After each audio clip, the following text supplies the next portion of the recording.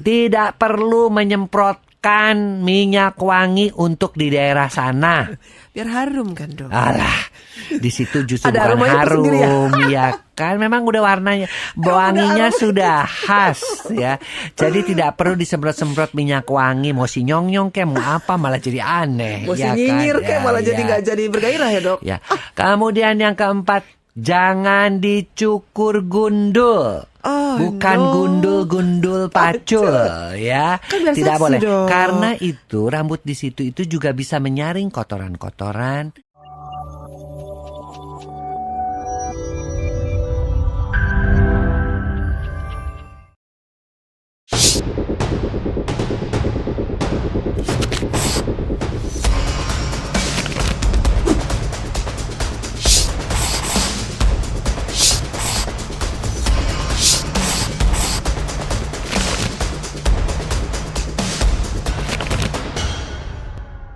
Gimana sih, Dok, caranya merawat Miss V ini dengan baik dan benar? Pertanyaan Ada bagus Miss-nya nih. ya. Ya.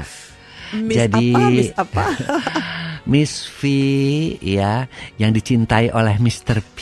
Oh ya. iya, betul sekali. Itu harus kamu rawat ya. Sebaik-baiknya. Jangan sampai kalau orang sudah bilang tuh apa coba Mir? Demokrasi gede itu bau terasi katanya orang itu nggak boleh itu tuh ya, tidak boleh. Padahal sebenarnya demokrasi itu baik ya, Dok. Ya, tapi kalau untuk daerah situ urusan tidak ini boleh, nggak boleh. gitu ya. Nah itu perawatannya adalah satu, gunakanlah celana dalam yang bisa menyerap keringat yang terbuat dari kain katun. Jadi nggak usahlah kesentilan pakai celana dalam yang terbuat dari jaring-jaring. Tolong ya, saudara-saudara tidak sedang mau menangkap ikan. Jadi tidak perlu pakai celana jaring-jaring. Pakai celana yang bisa menyerap keringat. Kemudian yang kedua adalah kalau cebok ya, gunakanlah semprotan yang berasal dari depan ke belakang. Kalau yang dari belakang ke depan itu bisa kotorannya masuk ke dalam vagina dan menimbulkan penyakit. Ya.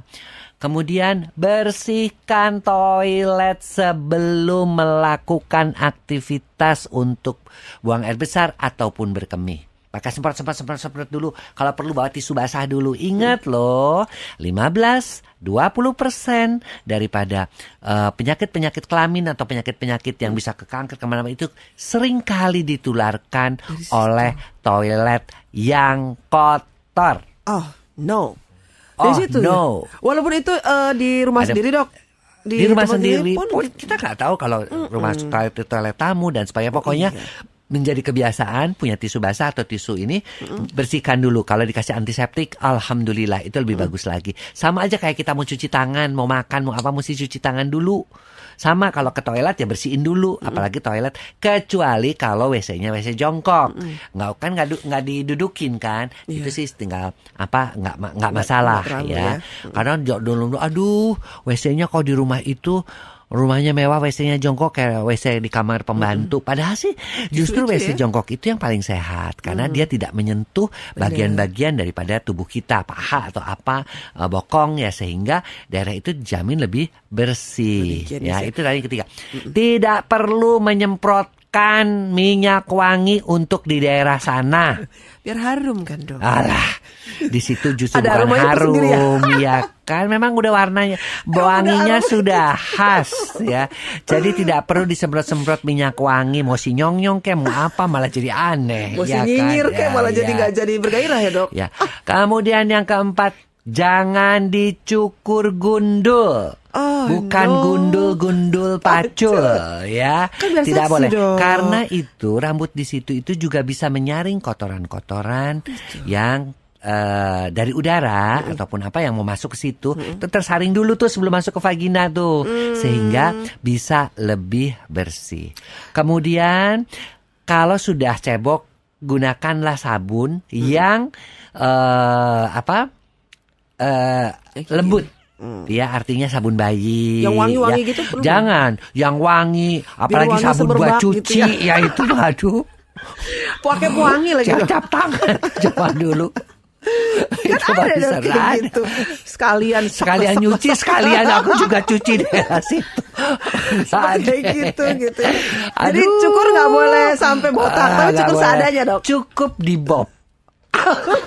Ke salon dong dok kalau di kan nggak mungkin ada salon, kan kita nggak tahu Iya cara kan nggak dok. boleh pendek-pendek banget. Oh gitu. Kan Kalau nggak dipotong juga aja. gonjas ya dok, jadi gondrong Nggak ya. boleh, ya. Jangan ya. Tolong diperhatikan itu. Kemudian itu tadi perawatannya ya. Ya, Kemudian betul. lebihnya lagi setelah melakukan hubungan seks dicuci. Cuci. Sayang, Dok, Dicuci gitu. di mana? Ya, kan saya mau punya anak. Emang kamu mau punya anak kan udah ada yang masuk ke dalam, yang udah ada sperma yang masuk dan Nggak membuahi mungkin telur. keluar lagi, ya. Tetap jangan, aduh disayang-sayang, didiemin, dikepit aja terus. Enggak gitu. Sampai mau kerja pun jalannya betul.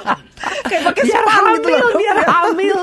Itu salah banget ya. Salah Berarti itu banget. mitos Itu yang ngajarin siapa jalan sampai kayak begitu.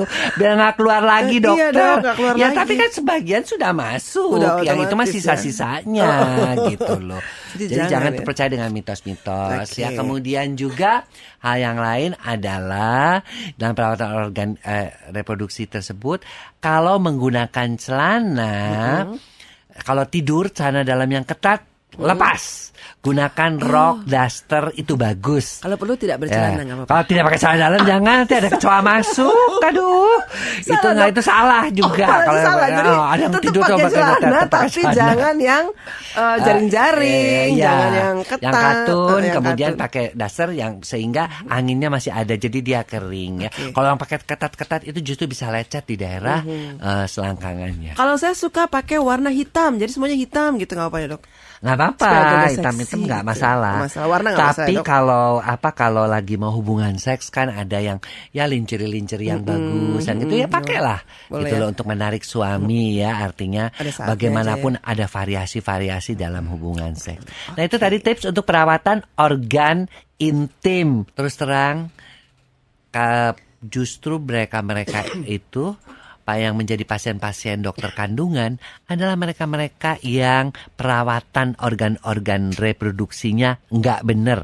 Jadi nggak diajarin sama mama papahnya kali ya. Ya kalau papa papahnya dokter sih mungkin diajarin. Tapi mama yang kayak gitu dianggapnya ngerti sendiri ya kan untuk merawat itu. Padahal justru ketika wanita itu sudah mulai menstruasi, ketika seorang itu masuk masa pubertas dan mengalami menstruasi, tugas ibunya lah mengajarkan bagaimana merawat organ-organ reproduksi, merawat kebersihan daripada vagina tersebut.